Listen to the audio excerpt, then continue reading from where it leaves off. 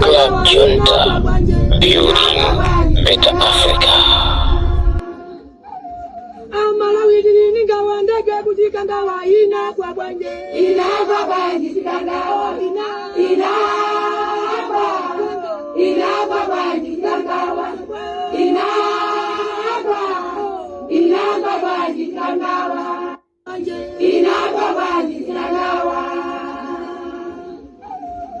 Malawi tininga wandege kujikandawa ina kwa bwanje tikandawa kwa bwanje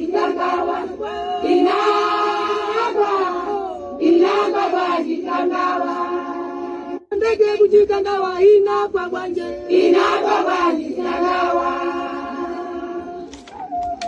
Malawi tininga wandege kujikandawa ina kwa bwanje tikandawa kwa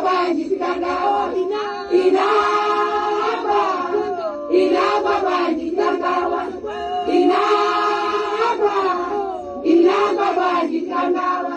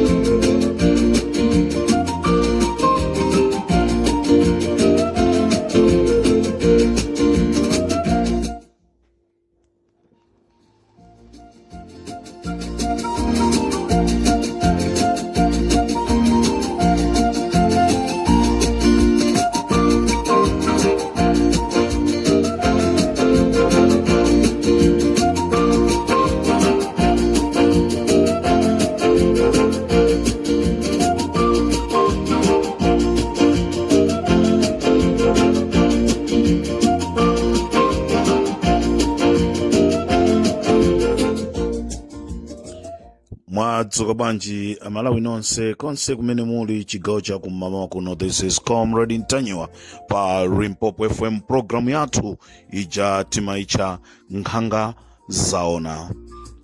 Nyengo ndi nthawi imene dziko la Malawi, Amalawi ochuluka, Amalawi ochoka madera osiyanasiyana mdziko lathu la Malawi, komanso Amalawi amene ali m'maiko akunja, m'maiko osiyanasiyana, chimene amachiyembekezera chikukhala ngati chafika. Choncho Amalawi nthawi ino ndi nthawi imene Malawi wina aliyense, kandiwe wakuthyolo, kandiwe wakuchirazulo, kandiwe wakuchitipa, kandiwe wakukalonga, kandiwe wakudowa, kandiwe wakunchisi, no matter what, kandiwe wakunkhotakota, ndiwe wakusalima, sitikutengeraso mtundu yayi, koma as long as you are a Malawian, this is the time, nthawi imene Malawi wina aliyense amayembekezera kwa Peter Mutharika komanso chipani chija cha DPP kunena kuti ngati simupanga chakuti Amalawi muzatimva kuwawa 2030. Ndi chinthu chimene chija Peter Mutharika wachibweresa poyera kunena kuti ndikufuna kukhazikisidwe Commission of Inquiry with immediately kuti nkhani ya Klaus Chilima ibwerenso pa ground. Choyamba ndikufuna ndithokoze kwambiri Peter Mutharika pobwera ndi ganizo limeneli, chifukwa Malawi wina aliyense khutu lake linali tcheru kunena kuti kodi nkulukuta moyo pamene watipasa mgayiwa nanga misozi yathu imene ikunka ikugwera mimba ya malemu Klaus Chilima komanso anthu ena 9 aja atiganizire mwa mtundu wanji. Dziko la Malawi lili ndi chimwemwe, koma pamene dziko la Malawi lili ndi chimwemwe, mbali ina ya boma lakale sali okondwa. Amalawi ndikufuna mundimvese bwinobwino, ndikufuna tiyendere limodzi. Posachedwa pompa kukhala kukhazikisidwa Commission of Inquiry kuti ifufuze imfa ya Chilima. Choncho Amalawi ndikufuna tonse tiyendere limodzi, tonse tigwirani manja. Taona konse kumene tachokaku kwakhala kukuchitika zachinyengo ku judiciary yathu, pamene kukubwera milandu yosiyanasiyana, milandu imene ili ndi ma evidence, milandu imene tikumatha kuona tokha kuti akuti atenga chikwanje akummenya wakuti, akuti atenga mkono wawo akummenya wakuti, akuti atenga chisulo akubaya mateyala ku parliament. Zonsezi jataziona, koma timamva judiciary yathu ikunena kuti ayayi awa asazamangidweso, awa tasiyani asazamangidweso. Nawo Amalawi nthawi yofuna kukonza dziko lathu yakwana. Tilikonza bwanji dziko lathu? Pali mphekesera zimene zikumveka kunena kuti chipani chija cha MCP chakonzeka kukatenga injunction kuti kafukufuku wa imfa ya Klaus Chilima isachitike. Funso ndikumati, iweyo ndiwe wosalakwa, iweyo sizikukukhuza zolakwikazo, chimene ukupitira kukatenga injunction ndi chani? Pafuka utsi nde kuti moto uyenereka kuti ulipo. Pafuka utsi nde kuti moto uyenereka kuti pamenepo ulipo, tikuyeneka kuti tipayang'anisise. Choncho Amalawi chigawo cha kumama kuno ndikunena kuti ndikufuna mundimvese kwambiri. We have been talking about our judiciary, the way they are performing, and we are not happy at all. This is the right time to show judiciary that what they are doing is not right. Amalawi akunchewu, utenga ukhala wa inu koyambirira usanapite kwa Malawi wina aliyense. Malawi wakunchewu amene akuchokera kunchewu. Imfa ya Klaus Chilima inakhuza kwambiri anthu akunchewu ngati mwana wa nyumba mwathu. Oyamba kulira imfa ikachitika amakhala eni maliro, ndiye achiwiri kulira amakhala azinzake a munthu womwalira uja, mafamilezi a munthu womwalira uja. Koma aini ake enieni amene amalira imfayi amakhala aini ake enieni a munthu. Nde munthu amene tikumutchula pano Malemu Klaus Chilima, munthu amene tikumutchula pano amayi Shaniru Muluzi, munthu amene tikumutchula pano pilot amachokera ku Tcholo, munthu amene tikumutchula pano Amalemu Aidini. Anthu amenewo kumene amachokera, maboma amene amachokera anthuwa, ndi mmene mumveke mfuwu yeniyeni, chifukwa ndi kumene amachokera kunena kuti mwana wathu waphedwa. Choncho ino anthu aku Tcholo, choncho ino anthu aku Mangochi, choncho ino anthu aku Zomba, choncho ino anthu aku Nchewu, choncho ino anthu aku Balaka, inu anthu iziti kumchinji kapena kunchisi, imfa imene inachitika ija eni ake amaliro aja ndi inu. Ena tonse tikhala tikubwera pambuyo panu kuzakulilirani. Chimene ndikutanthauza ndichonena kuti pamene chipani cha MCP chikupita kukatenga injunction,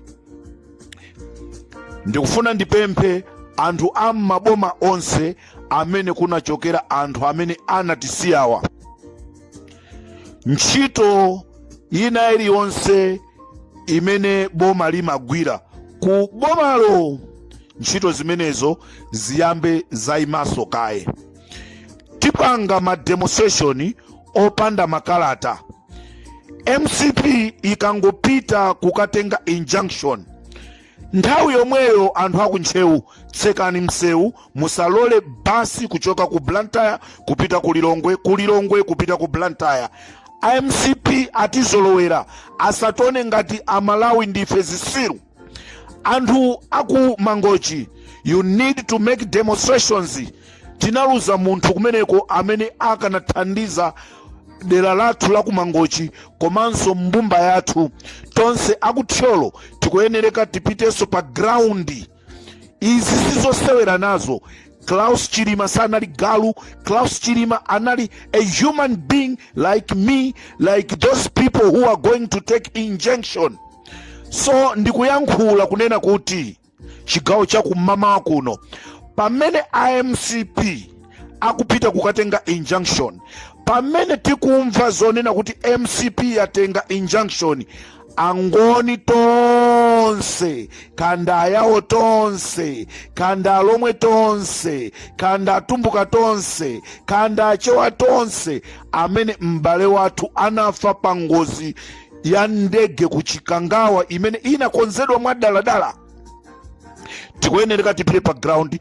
This is the right time takhala tikuyankhula zimenezi ku judiciary yathu, ti judiciary sikuyenda bwino.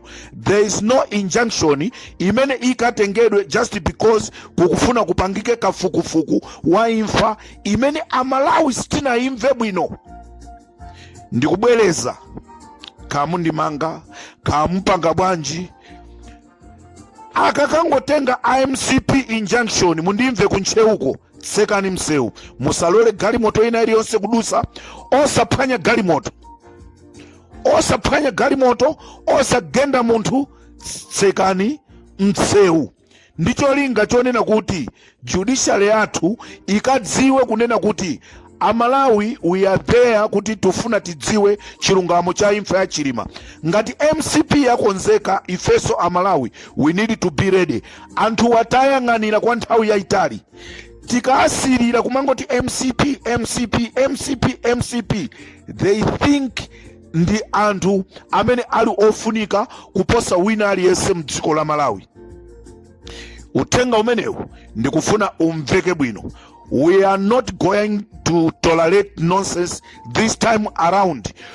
Anthu so amene tikangomva anthu amene akatenga injunction niwo, let's go to their houses akatuze the main reason why anakatenga injunction. We are crying for our vice president. We are crying for anthu amene anali mundege anamwalira opanda zifukwa, osalakwa. So Amalawi tisasekerere zopusa, tisalole chipani cha MCP ndi anthu ake after atatibera ndrama za nkhani, and on top of that akafune kupondereza chilungamo.